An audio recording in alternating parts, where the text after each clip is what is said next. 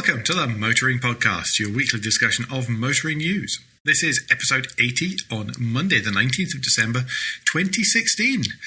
Hello, I'm Alan. Hello, I'm Andrew. You sound weary, Alan. I am ready for this Christmas break that is about to be upon us, Andrew. And we need to warn the listeners tonight, I think, or whenever they're listening. Alan happens to be in a very creaky room. I mean, really creaky. I mean, look, that was just him breathing. That's almost me breathing. So I'm really sorry. I'm trying to sit as still as possible to save Andrew on the edit, but it's definitely going to creep in. So I'm sorry about that. So he's at haunted house. Something like that. Yes. I don't actually know if it is or not. It is an old. It's not. Tonight. Let's answer that one now. Let's hope it isn't. No, it's not. No. Mm-hmm. Right, let's get on with some. We've got quite a bit to talk about, actually. We do. I was surprised the week before Christmas. But I'll start with some follow-up. Mm-hmm. Now, you know, last week we were talking about the EU versus various countries. Yep. As in, the EU was going to take these countries to court for either not having any provision to prosecute companies for breaking environmental law in their legislation, or for countries who do have that provision for not prosecuting Volkswagen for breaking environmental laws. Yeah, well, that was basically the UK and Germany and 5 or 6 others, wasn't it? Yes, that's correct. Because in last week we talked about how, well, why doesn't the EU take Volkswagen to court? Why isn't anyone taking Volkswagen to court if it's such a open and shut case, which seems to be the impression that's being given off by the EU and other people? And I was thinking about this, and I've been doing research, but I haven't been able to nail this down yet. But I think it's because the EU isn't in a position, or doesn't have legislation or the power to take a company to court for breaking environmental law. I think that what has happened at the EU is they say this is what should happen, and you as the local states, countries, need to implement this, and then you can take a company to court locally, as it were. This is locally in inverted commas. All right, yeah. Because I don't think anyone expected a company to break environmental laws across the continent. Mm-hmm. So that's why I think the EU is having a go at the countries, because it's always been nagging at me.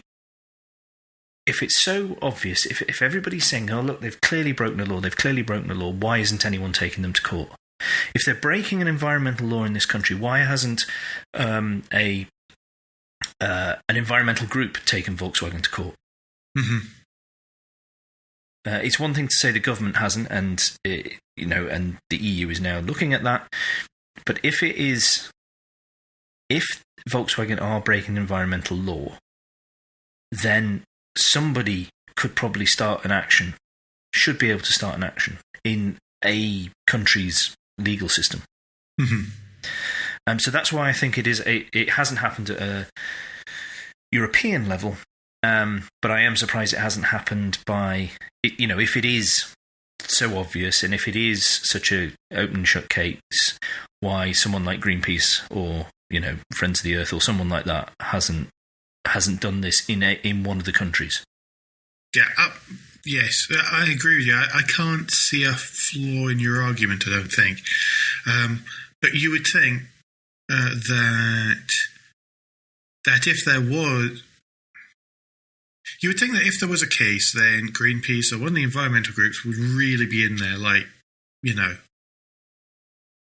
thumping at it, basically, and it would already be in the courts, and that's what makes it kind of strange. I understand completely what you're saying about breaking environmental laws across the whole country, because I guess the legislation that's been put in place is really about it assumes that it's a particular plant that's caused some kind of environmental issue, that it's maybe an oil spill or one of these, which are far more clear cut than what has, and very localized as well, than what has possibly happened with Volkswagen. Yeah, what's been implied anyway. Yep. Yes, has been implied. So that's what occurred to me this week. It's finally after 17 months. No, 14, 15 months. 15 months, I think it is, yeah. I'll tell you where something has happened, though. And there has been an agreement, and that is that Volkswagen and lawyers for a consumer class action in Canada about the 2-litre TDI diesels have come to a settlement. It's all very complex, but essentially it includes... Well, it's similar to what's happened in America with the 2-litre. It is similar, yeah. It's we're talking 105,000, roughly 105,000 vehicles and owners. But it's the typical things like the buyback, trade-in, emission modification. Yeah. That is yet to be approved at a regulatory or regulatory body level. And anyone who's leasing a car can get out of their lease early. Yeah, without fee as well. Yeah, and that's looking to be the figure of approximately 2.1 billion Canadian dollars, which this only came out about an hour ago. Yeah, this is very recent from us recording, so I don't actually know what that is in. It's not hugely different from an American dollar. Okay, so that's it's about a bit different, 15 or something. Billion, trillion, zillion pounds at the moment. Yeah, basically, yeah. Okay. It'll be about 1 3/4. In America at the moment, they've been granted an extension to VW have to reach an agreement over the 3-litre diesels, because that should have happened last week, but still hasn't. All right. Another one. And again, this there'll be another class action. There are other class actions underway in Canada regarding those 3-litre V6 TDIs as well. Yeah. So, talking of 2-litre though, Alan, and America. Oh yeah, from the People Are Just Horrible file, really. It was a report or that's not quite what it says in the listing. Well, no, what I would say is that did nobody learn from the BP lawsuit agreement file? No. That if there is a loophole, it will be exploited to the utmost. Yes, well, quite. And what's been happening in the US is that Volkswagen will buy back any vehicles at the full book value that are deemed to be operable. Now, in court, that has been defined as operable. It means that a vehicle so described can be driven under its own 2-litre TDI engine power. A vehicle is not operable if it has operable if it has a branded title of assembled, dismantled, flood, junk, rebuilt, reconstructed, or salvaged as of September the 18th, 2015, and was acquired by any person or entity from a junkyard or salvaged after September the 18th, 2015. So basically what people have been doing is they have been stripping basically any bit that they can off it. Basically, people have talked about removing mirrors, jacks, headlights, floor mats, visors, radio seats, anything like that. Swapping out fluids, even if you're really just wrong. But yeah, I mean, people have been turning in cars which have already been involved in accidents, and all sorts of stuff like that. So people have really been pushing the boundaries of that. But there's a piece on Jalopnik all about that, including pictures of what people are trying to trade in.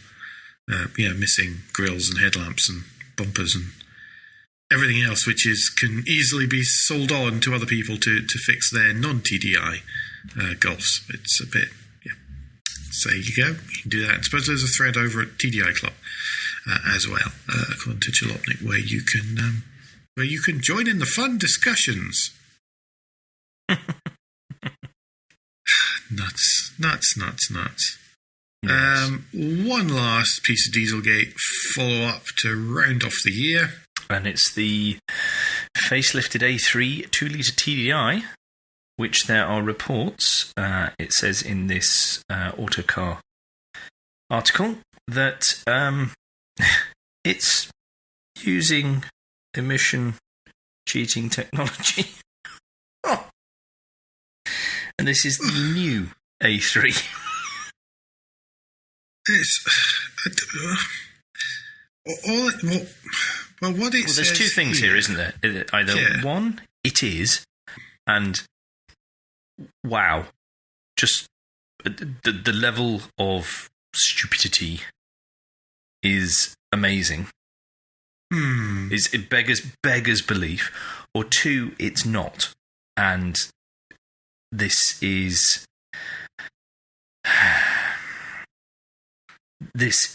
a discrepancy or something that is within the current test regulations and permissions.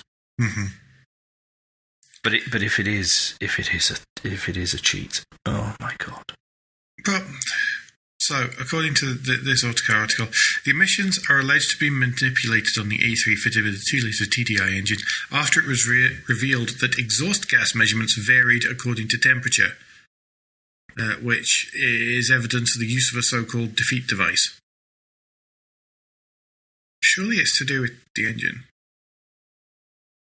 Yes, but one of the things depends on exactly which temperature. One of the it things is that the defeat devices are supposed to have been able to pick up is, between particular engine temperature ranges, it ran at different things because they were being run at a set temperature in a lab, and therefore they would run it a certain way at this temperature for a set amount of time, but then below 6 degrees or above 25 degrees, whatever that range was, then it was running like it would without the device. It's probably worth just to round this off to repeat Audi's statement on this, which is, we do not have any information on the tests, neither on the mentioned measurements nor on what engine was installed in the A3 TDI mentioned. Therefore, please respect that we cannot comment on the report. However, it should be noted that different measurements from other testing institutes prove that the A3 2-litre TDI is within the legal limits of EU6. I think the first part is completely fair. You can't expect them to comment on something where they don't know quite what was tested. The second part, where it's within the legal limits of EU6, well, yeah, that's a little bit more weaselly words. It may well be within the legal limits of EU6, but what if you move slightly outside them? But we'll see how that one plays out. It could be fantastic moronity, but I really, really hope it isn't. I think if nothing else, it once more underlines how awful the EU6 test is. Yeah. If there's one thing that we get out of it, that is absolutely it. So, yes. Should we move on to new news? Yes, new news about old cars. Well, it's true. So a Land Rover has managed to obtain an order from the High Court against Bombardier recreational products. So Bombardier, you'll have recognised the name. In that they build all sorts of I'm going to say transportation devices. That sounds really fancy, but they build planes. You've been doing consulting today, haven't you, Alan? I haven't actually. I'm doing consulting tomorrow. You're getting in the mindset already. Yes. It's a special recreational product. It's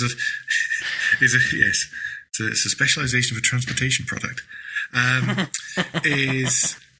So they do build all that kind of stuff. They also build. Do they build Argo cats?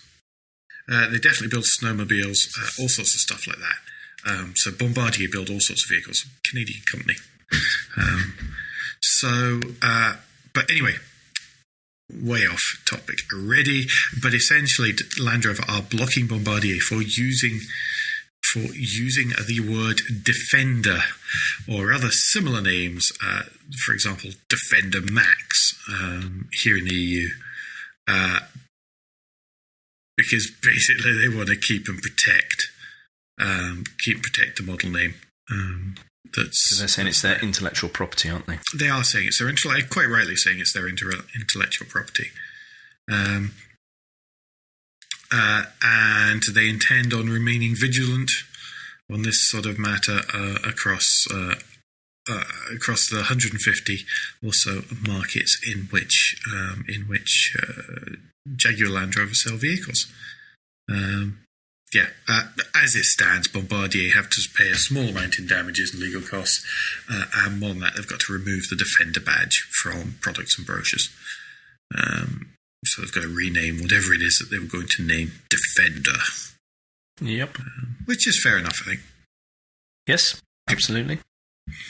So from old tech to new tech.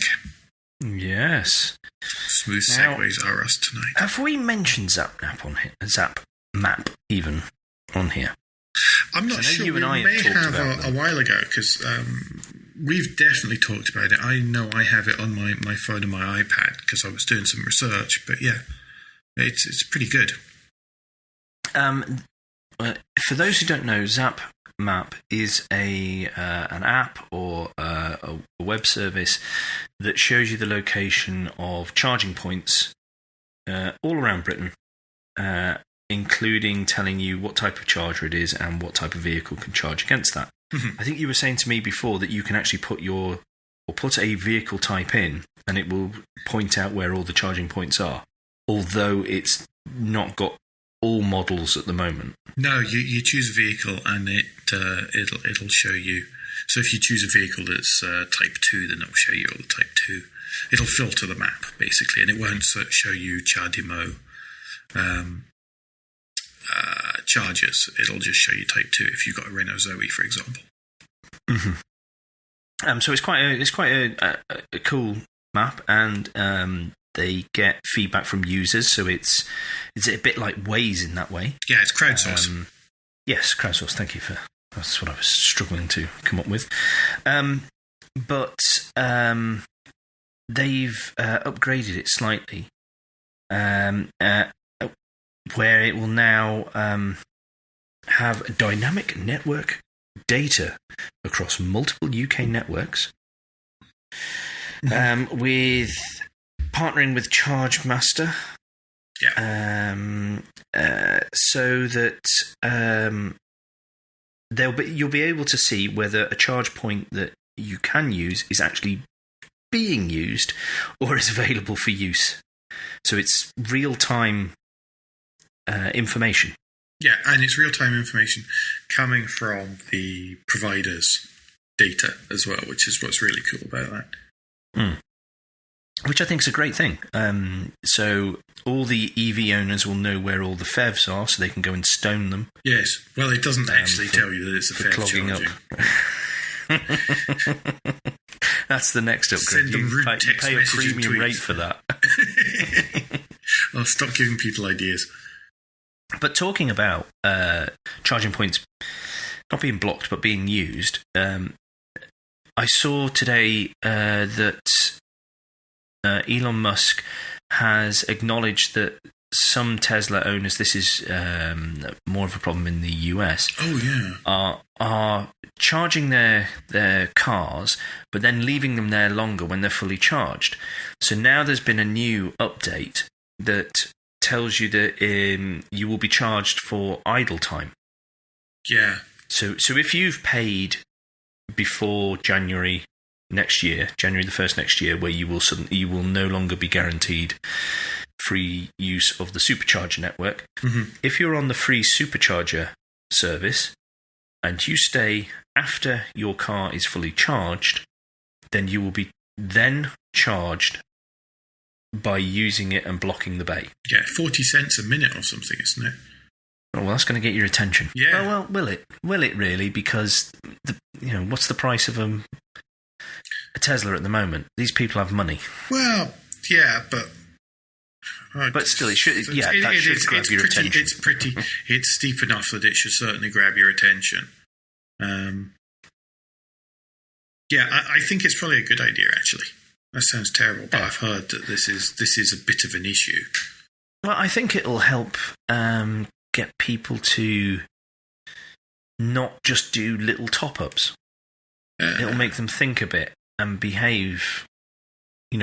Really consider and deliberate in their actions, it's more than they are being at the moment. At the minute, it sounds like people are going, "Oh, look, there's a supercharger. I'll just plug it in and walk off and do whatever it was I'm going to do, and then come back." Yeah, later. Spend 2 hours doing my shopping and then come back when it's charged in 25 minutes. So I can understand why that is. Yeah, so that's interesting that that's been done. I thought. Yeah, but I really like what Zap Map are doing here with the this charging point's free. Oh no, it's not. Uh-huh. I think that's a good and logical step forward. Yes, yeah, and if it's a polar one. So I was looking just here. I was listening to you, I promise, but I was also looking at Zap Map on here and looking at. I was flicking around the ones in Basingstoke. And I did find some of these polar ones because that's who it is that's joining up that ChargeMaster network. So I know that at the AA charge point in Basingstoke, the AA offices in Basingstoke, there is a polar charge point, which is free at the minute. Mm-hmm. Yeah. Although I noticed I would presume that's going to tell you whether it's working as well. Yes, it does, but that is crowdsourced. But yeah, I would imagine the polar stuff would tell you if it's working. Although around here, to be honest, it's a bit like around you. There is absolutely nothing for about 10 miles in any direction, 10, 15 miles. And I'm down south of the M4, so you'd expect there's so many people around here. I thought you can't move for them down there. Not because that is the... God's own land, isn't it? Obviously down there, below Watford. Yes. Well, you know what it's like below Watford services, Watford Gap services. I live north of Watford Gap services, so I'm quite happy. That's why I speak to people and I'm pleasant. Should we move on? It's just a view those of us from further north have. Yes, we have many views further north. And flat caps and pigeons and all sorts of stuff, yeah. Aye. It's grim up here. Right, shall we move on to more futureness? More futureness, yes. And I'm thankful that this futureness isn't here, actually. A little bit. So it's self-driving Ubers. So Uber have been running a self-driving taxi trial in Pittsburgh on the east coast of the US. Self-driving in that they still have an attendant to make sure that it's not going to do anything silly. But they are going to be coming to San Francisco.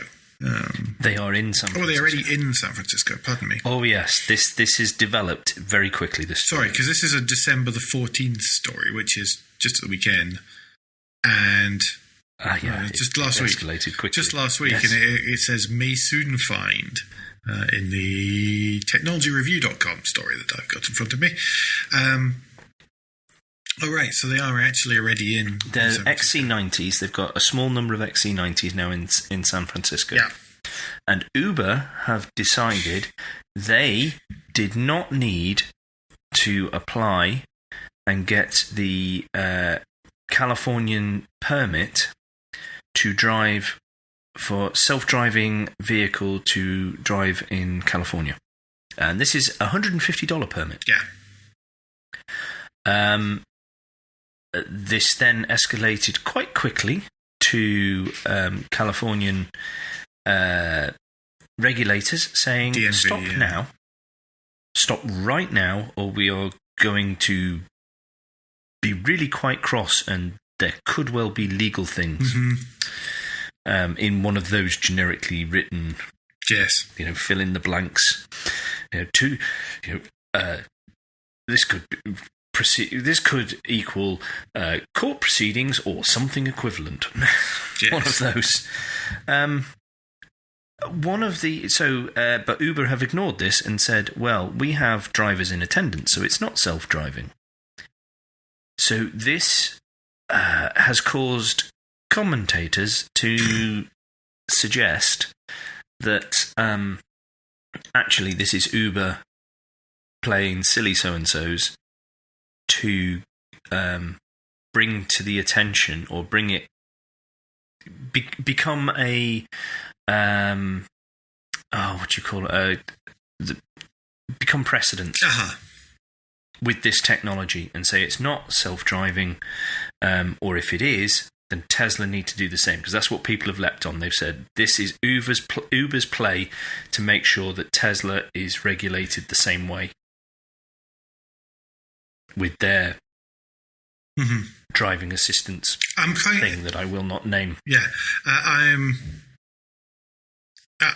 think that the statement from Anthony Lewandowski, Uber's Vice President of Advanced Technologies, or Getting Rid of Drivers as it's also known, is quite interesting actually, which is, he says, the regulations apply to, inverted commas, autonomous vehicles. And autonomous vehicles are defined as cars equipped with technology that can, and I quote, that's Anthony Lewandowski, quote, drive a vehicle without the active physical control or monitoring by a human operator. But the self-driving Ubers that we have in both San Francisco and Pittsburgh today are not capable of driving without active physical control or monitoring.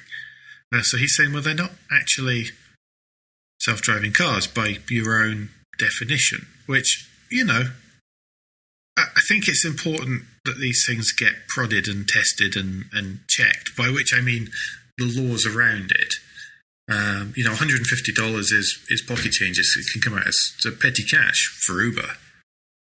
Yeah. And is you know, it's... They'll probably spend more on that and coffee for a meeting, won't they? So, well, to be honest, an hour of an executive's time considering the matter is probably more than $150.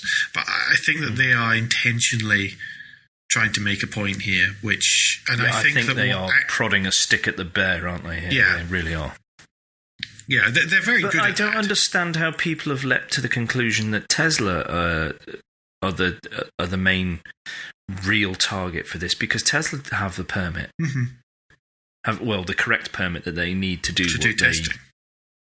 To do the testing that they do. There could be an argument, of course, that if you're doing testing and that everything is in beta for Tesla... Well, it depends on who's doing the testing, isn't it? Well, yes, so it does. This is where we get back to the discussion about Tesla's use of language. Well, yes. Are they testing by us as a consumer doing the testing, or do they have specific test drivers testing? Yes. In the testing for testing? I'm sure there's both, but if, to an extent, if Uber have to pay $150 per car for this, and all these people using Tesla, a system which shall not be named on this podcast, are also doing testing for Tesla, do they need a $150 permit each? Because surely that's the case. Well, yeah, that's right, and that boils back to a fundamental issue that we have about the consumer is not the person who should be doing beta testing, whether that is beta testing as in what is widely accepted as what beta is on the public roads with a system. They should not be the test beds for it. It's one thing to take information and understand what happens, but hopefully they are not just throwing out elements of a system to see how that goes and then deciding whether or not how that's going to happen. If they are purely just doing an information gathering on the back of a system they believe is 100% safe, or is safe enough to be on the road to be used by the consumer, who is not a trained operative, who is not someone who sits there and is waiting poised as a professional driver to take over the wheel at the moment's notice. Then that's because if that's what they're expecting, then that's testing, isn't it? Yes, it is. Yes. But I've sidetracked there slightly. No, but it's an interesting point that comes out of this, and I get the impression that that's the point that actually Tesla's trying to make. Not Tesla, Uber are trying to make. I'm sorry, I'm getting my evil autonomous vehicle. Yes, you are. You're getting which evil company who's going to ruin the future of the world? Allegedly. Yeah. Yes, quite. Well, it depends on which part of the internet you're in, doesn't it, really? Well, this is true. But I think it's a shame that it's public roads that these people are making points on. It is, but I think that if it's not a public road, you can't make the point. There's little choice. There's little choice in the matter. Yes. So you can look in the show notes. There'll be 3 different articles explaining the before, the during, and the how it is at the moment. By the time this comes out tomorrow morning, it can be completely changed. Where Uber executives are in jail or something. I don't know, because it is not. They're not messing about. This is moving quite quickly for an automotive news story. Yes. But something that we've been waiting far too long for. It's nearly Christmas, so in the spirit of goodwill to my fellow man, oh God, Toyota have announced. It pains me. Get on with it. Come on, out with it. Toyota have announced that there will be, on the back of a WRC car, a hot hatch. Now, before Alan is allowed to speak, I just want all the listeners to know that I have personally spoken to representatives of Toyota GB, and I have apologised now for how Alan is going to behave, because as we all know here, Alan likes a Yaris. It can't be a Yaris. Alan likes the idea of a hot Yaris. And I've apologised to Toyota for how Alan is going to behave between now and probably the time he dies over this. But I did say to them, whilst I am apologising on behalf of the Motoring Podcast, you have brought it on yourself.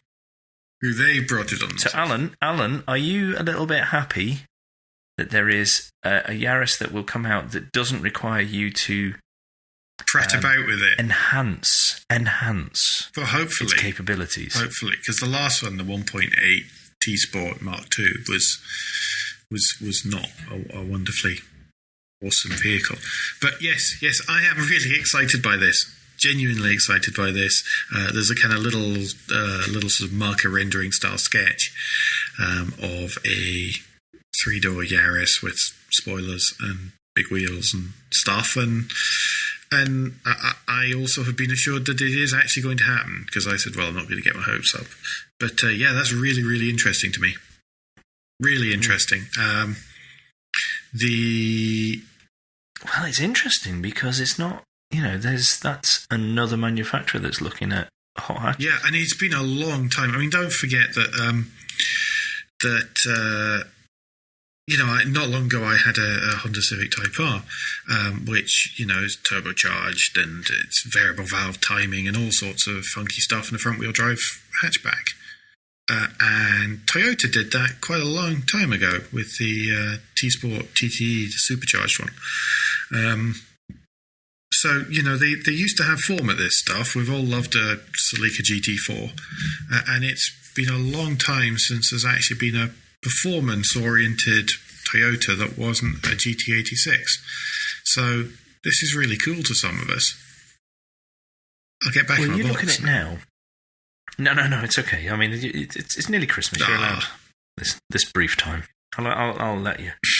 But you can cut it later. So magnanimous of me, isn't it? Yes. But actually, this is interesting because we've got the Fiesta ST, which is the current best thing since sliced bread, and there's going to be a new Fiesta ST soon. Yes. On the back of the new Fiesta, which will be the new best thing since sliced bread when that comes out. Citroen have got their C3 rally car. Yeah.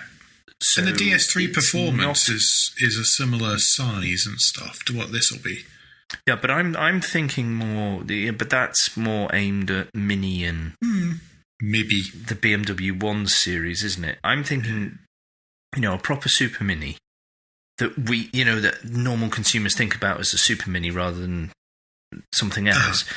But it's not a giant leap for Citroen to go from a rally car to having a hot hatch on the back of that. Well, not when you've already got the powertrain in the DS3. Are going into Hyundai have obviously got a rally i30 presence, and they've got because they revealed some really very nice looking concepts that didn't really look like concepts. Yes. Like they were production ready. i30 There was the i30, and then I think there was the i20, wasn't there, in Paris? I believe so. Yeah. So again, here's another small hot hatch, which is really cool. We love small hot hatches. I mean, of course, you've got Peugeot 208. Oh, yeah, of course, yeah. I was just thinking about that. So, we in this country loves a small hot hatch. I mean, we love a slightly bigger hot hatch as well. We love hot hatches here. So small hot hatches coming back is cool. This is excellent. So more people get involved. And as you say, it's, Toyota have previous, and I think it's an interesting step for Toyota because they have their current range is they've got the GT86 that are very well based, but it's it'll do your staples well, won't it? That's what it seems to be. I mean, there's the CHR, which looks quite funky, I like it, and is getting some good reviews. So for them to come out with something a little bit sporty, a little bit fun, will be interesting to see if that gets reflected throughout the rest of the range of stuff that's predominantly fun. Yes, I agree. Because I think that's what's missing from Toyota at the moment. It's the fun. Yes, yeah, and they used to have lots of it, and that's what works. And but it's nice. The Akio Toyoda has been, he's been trying to return that fun to the Toyota range right the way from the GT86 to some of the whole new Supra thing that keeps appearing on the cover of Autocar, and hopefully we will actually see at some point before long. Fingers crossed. Totally. Fingers crossed. Well, we have another story, but not totally leaving Toyota. Yes. Toyota and Daihatsu. We spoke a few months ago about basically Toyota finalising a buyout of Daihatsu. Toyota have been a major stakeholder for quite a long time, out with European markets, and certainly domestically in Japan. You'd often get Daihatsu vehicles badged as Toyotas and Toyota vehicles badged as Daihatsu. So you could buy the same thing in two different badges, basically. But now they're actually looking at creating a new budget brand between the two of them. Right at the moment, well, they're not actually. They're not really creating a new brand, but they will be producing cars between them. You're quite right. For emerging market. It's going to be under Daihatsu's name, but it's going to be aimed at the emerging market compact car. Especially, apologies, I got distracted by the fact that the new company which they're forming to do this is called the Emerging Market Compact Car Company. Yes, but that's only going to be an internal name, isn't it? Name for it. My apologies. Yes.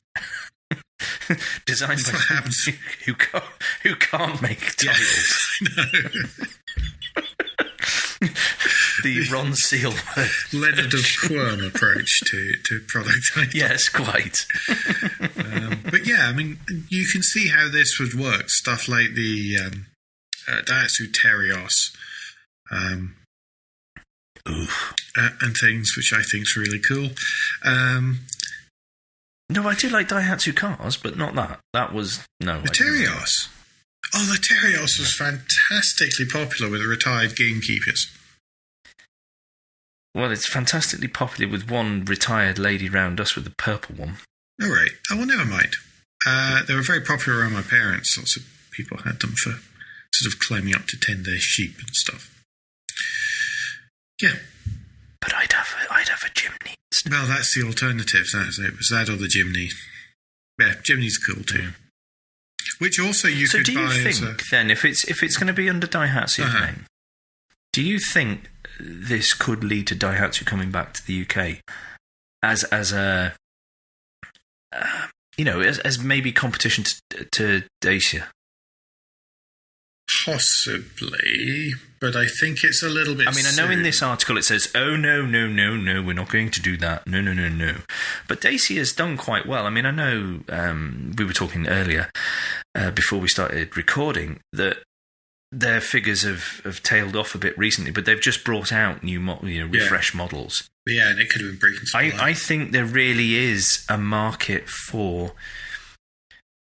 Budget makes it sound wrong, but the no frills, high value type cars. Yes, I like that. Well, that's good consultancy. That I like that. Oh, you can see you earn your keep sometimes. Have my moments. It's. I'm just thinking there's a garage relatively near me that still has the Daihatsu branding up from when it was a Daihatsu garage before, and it's now a sort of family run. Do they have I don't think they have any franchise now. I think it's just used cars. But yeah, it's still a Daihatsu branding in place. I look forward to Andrew Brady having something Daihatsu soon then. Yeah, I would like to think so. I think he is a prime Terios purchaser, to be honest. No, I don't think he will. I don't think he'll go for that. Yeah, I might go. Was it the Grand Move? Was a slightly pudgy one. It's a bit dull, but I think it's a Move Plus. Yeah. In his future at some point. But the last time I suggested that something was an Andrew style car, he then went off and started looking at them, and I started to get worried that it could be pinned on me as being my fault. But no, thankfully he didn't. Thankfully he went off on a tangent and decided he'd probably come home with a Mercedes or something instead. So. Anyway, some of you might have noticed that we've begun putting out this show on YouTube. It is a bit of an experiment right now, and we're curious to see what the uptake's going to be. So it would be really good if you could go along and you could visit our YouTube channel at youtube.com/motoringpodcast. Decide if that's a particular avenue you'd like to listen to Motoring Podcast on. I'm not sure that was very grammatic, but we'll get there eventually. And if you think that's a great idea, then if you could subscribe to the channel and like any videos that catch your eye, then that would be just fab. It's worth saying that this particular episode, it may be a number of weeks before it actually makes it out. I'll have to do some catching up after Christmas.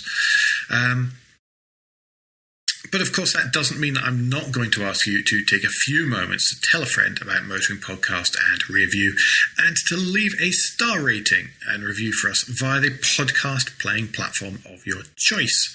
The most powerful and popular are iTunes. So a 5-star rating on there is hugely influential. But other podcast apps such as Stitcher, Pocket Cast, Downcast, Overcast, and the like all make a difference as well. One last thing. If you've already reviewed Motoring Podcast and you enjoy Rear View, please can you also review Rear View? It just about made sense. They are two different podcasts whilst they're under our one brand, and so they have two separate streams, and basically the second stream needs help too. So if you've not reviewed either, of course, then I'm sure you'd love to leave a review and a 5-star rating for each of them. As I say, every week, a rating means a lot. So thank you very, very much. Andrew, now that I've said thank you, it's your turn to say goodbye. Yes. It's not me saying goodbye, though. No. We mentioned a couple of shows back that Audi were leaving the WEC. Mm-hmm. Well, they finished their last race not so long ago, and Porsche have created a video to say goodbye. And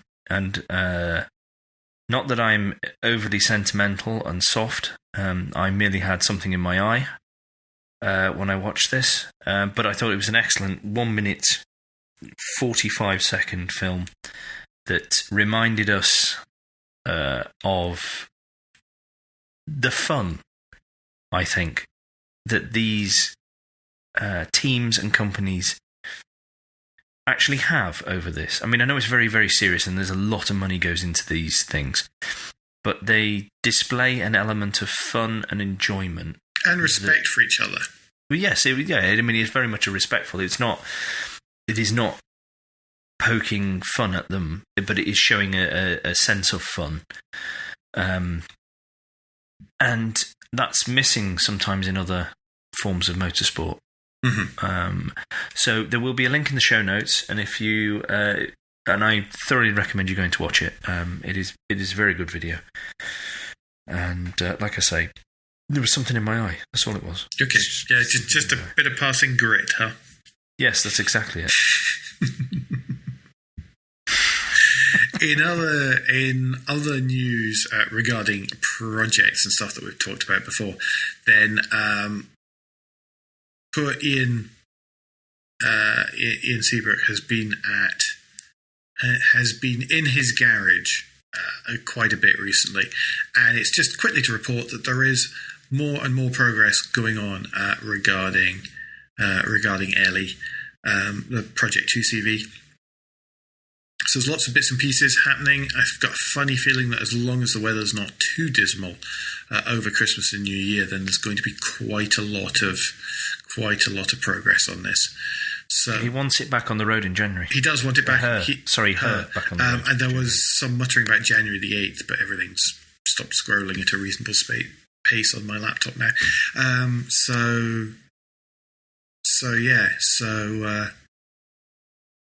it's all going. There's lots of painting going on. Yes, it is. I saw a tweet not long before we started recording that showed that he got the lights wired in, although there was a slight little gremlin in one of the lights. It's a Citroen. Gloss over that. Yeah, it's gloss over that. It doesn't matter. The fact that they were lighting up at all is another step forward. Mm-hmm. I mean, I'm intrigued by the plasticoat he's been using. Is it plasticoat or plastic? It's plasticoat, isn't it? It's plasticoat, it says Uh-huh. on the can. Yeah. Very intrigued by that. Have you never? No, I've never tried to do anything like that. And what he's showing for me, which is one of the things I really enjoy about this whole project, is he's doing stuff that I think I look at it and I go, you know what, I could probably manage that because I feel such a klutz when it comes to anything mechanical. With a 2CV, you could manage almost anything as long as you don't find it's rotten. I spent some time on Sunday trying to find pictures of mine and couldn't, so I've no idea where they've gone, which is a bit... But if I had the space, it sort of gets me thinking maybe having maybe a project car at some point. They get dangerous, though, because you end up with collections of them. Well, yeah, and I have to clear that with management and things like that. Yeah. Which might be... You can turn it into a summer educational project. Yes. I mean, maybe if I won via a £4 2 raffle tickets. God, you're going to be running around trying to enter every raffle you possibly can for cars. No, I never said no. Not at the minute. I don't have space. I do not have space. Neither do I. No, but it's great to see that Project 2CV is moving forward, and Ian, when he's not smacking his head against things and having to lie down on couches to rest, that it is, it's one of those things that it's you can see it's gathering momentum. Now it's back. Now he's able to crack on with it. Yes, it's getting very exciting. Yes, I'm looking forward to seeing Ellie on the road. But we move now from good news to pretty grim news. To quite honestly, quite heartbreaking news, frankly. The heartbreaking. Well, yes, okay, keep going. No, it is, because I'm going to explain why I say that. A site we have mentioned many times, run by a chap who we have mentioned many times, and we are big fans of on this show. Petrol Blog, and Gavin, big surname as he calls himself, Braithwaite Smith, put out an article last Wednesday suggesting that it is the end of the road for Petrol Blog. Mm-hmm. And the reason, I will have a link to the article in the show notes, and the reasons he gives, I completely understand. Yeah, I really totally. do. He now earns most of his income through writing about cars for other publications where he gets paid to do that, obviously, because that's how you earn income, Andrew. And whereas he earns hardly anything, if anything at all, from Petrol Blog. Yeah. And when you have to pay mortgages and you have people in a household who like things such as electricity and food, mm-hmm. sometimes you have to focus on where the money comes from. Yes. Which is very tedious, and it's incredibly grown up, and it's awful. And which is why I say I totally understand where Gavin is coming from. But Gavin has been so supportive of both Alan and I individually, and of the Motoring Podcast as a project and something that's done, that I'm sad that it's got to this situation for him. Actually, that it's clearly preyed on his mind. Mm-hmm. And again, I can understand that, because Alan and I have had conversations about income mm-hmm. for what we do, and we have said to you listeners before that there will be changes. We will be looking at ways that we can gain some income. We are already looking, Andrew. No, I know that, but this isn't about us. This is just to say that we do understand where Gavin is coming from. Yeah, totally. The great thing is that if he does decide, because he's not making a definite decision, but if he does decide that is the end of Petrol Blog will still exist, so we can go back and reminisce and enjoy the articles he's written. And it's a fantastic archive about lots of different cars. Yeah, absolutely. And it's written in such a British way, I think. Yes. Yes, it is. Yeah, it is. Absolutely. And even if nothing else, if it's able to just keep it there, and maybe occasionally if he's updating his own stuff to write something, then that would just be awesome. But we'll see what happens. But we won't lose Gavin completely, because he does write for other motoring entities. So we'll still get. I mean, because he writes for Motoring Research, which also works with MSN. He works with Diesel Car, Retro Japanese as well. He and he did two stories in one go. Because I've spoken to both about stuff for Retro Japanese as well in the past. So, yep. So, I mean, it's more of a reflection on how difficult it is to pursue writing, producing content about cars that isn't, if you're a massive mainstream magazine, or you are a clickbaity chase, YouTube views by filming people driving around London in supercars. It is difficult, and there is no easy answer. Yeah, yes. Wouldn't that be an interesting episode of review to discuss? Anyway, it was quite bad last week, because it was that, and also Richard Porter on pretty much the same day was saying similar about Sniff Petrol, and and just what he was going to do. Sorry. It was all the petrols. It was all the petrols. That's what I said. It was just too much. Yeah, I was in. To be honest, for a chunk of last week, when it came to this particular topic, I was in denial. So yeah, and then that was Gav was suggesting that maybe they should team up and call it Petrol. So it's worked for me. Anyway, should we move on to something slightly different? List of the week time. List of the week time. It's a very, very short list. Incredibly short list this week. I think, but an interesting one. I think. I think it's interesting. You do. You think it's interesting. It's more interesting than one of the ones we had suggested for last week. It was pretty grim. It was really awful. I can't remember. We've agreed not to talk about it anymore. Locked it out from my mind. But no, this week it is Euro NCAP's Best in Class Cars of 2016. So over the course of the year, Euro NCAP have tested 18 new passenger cars and 4 heavy quadricycles. Trying to work out what a heavy quadricycle looks like, and I imagine something the size of an elephant, but I'm sure what it actually means. There's a YouTube channel that does explain that, but I didn't look at it because I was too busy looking at their cars, the best in class. Too busy watching the cars get smashed up. Yes, a heavy quadricycle is something like it used to be a Revo G Wiz, for example. Okay. It was definitely a quadricycle, anyway. Anyway. So, the 3 cars that were awarded Best in Class for 2016 were for large family car, the Toyota Prius. For small... Yeah. Oh, I'm surprised at the size. Yes, me too, because the Hyundai Ioniq is another, and it comes in a small family car. And I wouldn't have said there was much more than 6 inches between the two of them, to be honest. But I've never seen them side by side. Apparently, maybe 6 inches is enough. Right. And small off-road for 2016 is the VW Tiguan. So well done to them. There were another couple noted for excellent performance, and the Seat Ateca was one of those. But given it's on the same platform as the VW Tiguan, I guess I shouldn't be too surprised. The only Mercedes-Benz E-Class as well. Yeah, but it was the only executive class, executive car tested, so they couldn't really say it was best in class when it was the only one that they had. So yeah, yep, that was it. That was a very short list, as promised.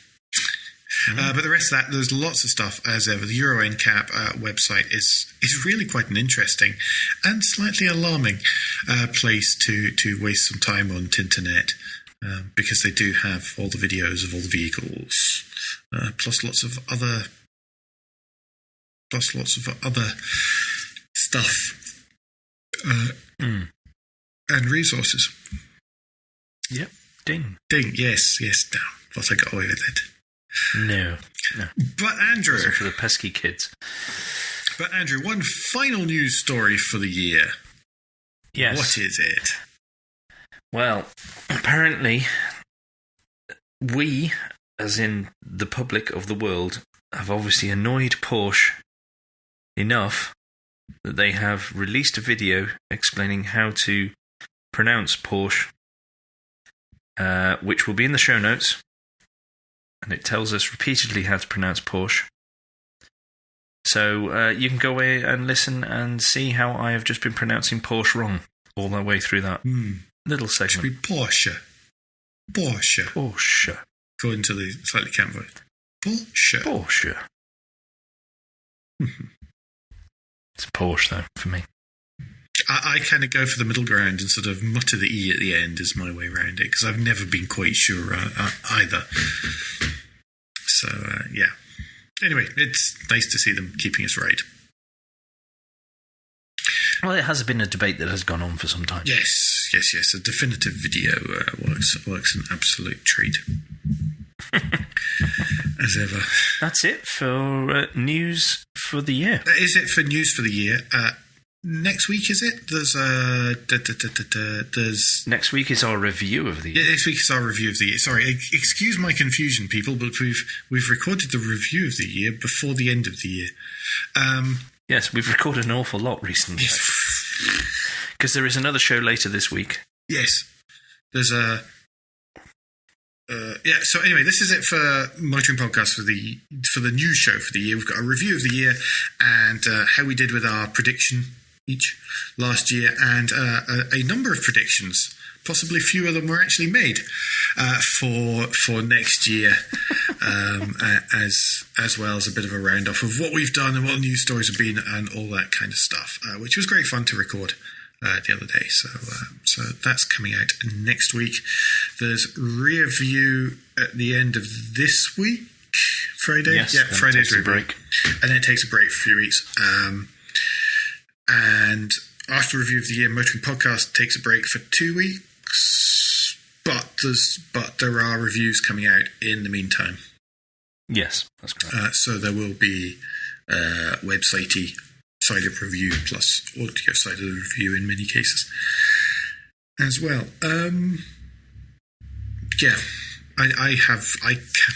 I do know, but I did know, but I've forgotten what's coming out when, and what the next. What can you remember what the next review is that's scheduled to come out? This is what happens when you're Barbarian. Is it the Barbarian? Oh, gee. It's yes. Mitsubishi L200 Barbarian is coming out next, so I had one of those for a week, and you can hear all about how I got on with it, and it's a shining example of eye-catchingness. Yes, that's pretty good. That's a pretty fair way of describing it. Anyway, should we round up? Yes, Good. I think we should. So, I've just opened the wrong thing. Well, I was going to say lots of thank yous, but we no, that's wrong. Let's see, because we did the gushiness. We did the gushiness last time. No, you get gushiness next week, by the way. There's gushiness racing. There is one person we forgot to mention last week specifically, and that was Simon Searle, who earlier in the year did all our rebranding and our logos, and I forgot to mention him. Oh, wow, that's a big miss. Yeah, Sorry, that's a Simon. big miss. So thank you so much, Simon. Yes, absolutely. Absolutely brilliant. Hopefully everyone agrees that even if the content's rubbish, the branding's gorgeous. So thank you for that, mate. I really, really appreciate it, and continue to. So, yeah. But aside from that, don't forget that between now and the next time, and now in the start of January, you can give us any feedback and share your thoughts with the show at Motoring Podcast on Twitter and Instagram, on Facebook, and on the contact page of motoringpodcast.com, the hub of all our activities. Please don't forget to leave a review or rating on iTunes or however your podcast app lets you do such a thing, as well as liking and subscribing on YouTube. It all really does matter. Andrew, what's the best way to get in touch with you? Best way is Twitter. If you search for Crack Windscreen and you see a chap in a brown jumper wollarding on the back of a Subaru, that's me. So you know you've got the right account. I still can't get used to that. What, that my picture's there? That your picture's changed. No, there is a picture. Yes, this is true. Yes. As opposed to a scribble. But what happens if people would like to get in touch with you, Alan, personally, as opposed to the show? Well, best way to get in touch with me is, once again, Twitter. It's at AJP Bradley. I'd say we'll be back recording again at the start of January. But until then, I've been Alan Bradley. I've been Andrew Clews. And safe motoring.